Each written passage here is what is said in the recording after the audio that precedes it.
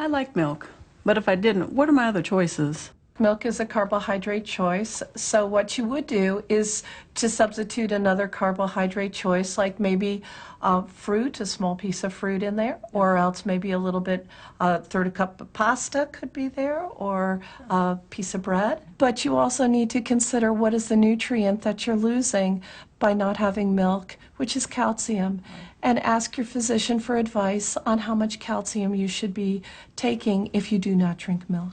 And what about at the end of the meal? Desserts. What are my options? Do I have to cut them out? To include dessert into your meal, what you need to do is cut back a little bit on the carbohydrates that you have during the meal so that they're included. And that should be as a special treat.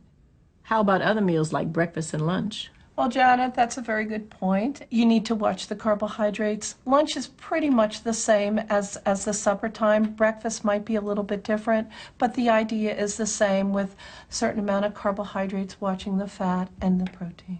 It's important to remember that most women with diabetes should strive for less than 9 to 12 grams of saturated fat per day.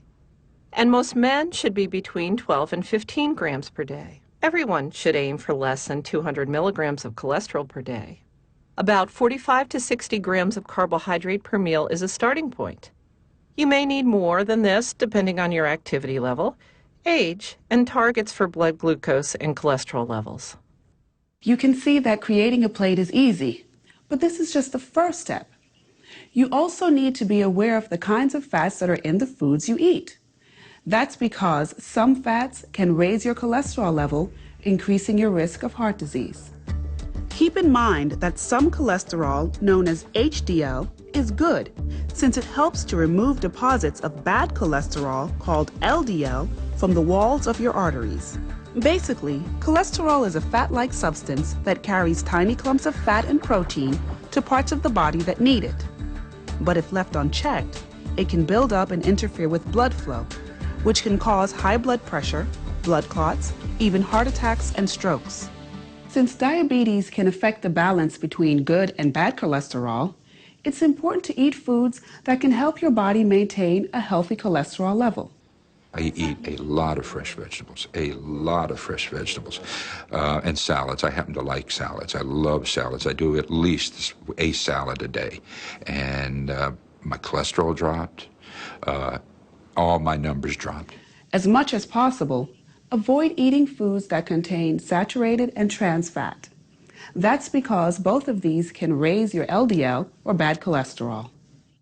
Foods that have a large amount of saturated fat include butter, lard, cream, and other dairy products like whole milk, cheese, and sour cream, as well as fatty meat products like ground beef, sausage, pork fat, and bacon. The other type to avoid, trans fat, can be found in processed foods like snacks and baked goods, in addition to stick margarines and shortening. Remember, to eat healthful, it's important to limit your intake of foods containing saturated and trans fats. The strawberry sweet? A balanced and healthy diet is extremely important because you want to keep his blood sugars normal. Any food that he eats will affect his blood sugar, so you want to make the right choices so that you're not dealing with the long-term complications and effects of diabetes.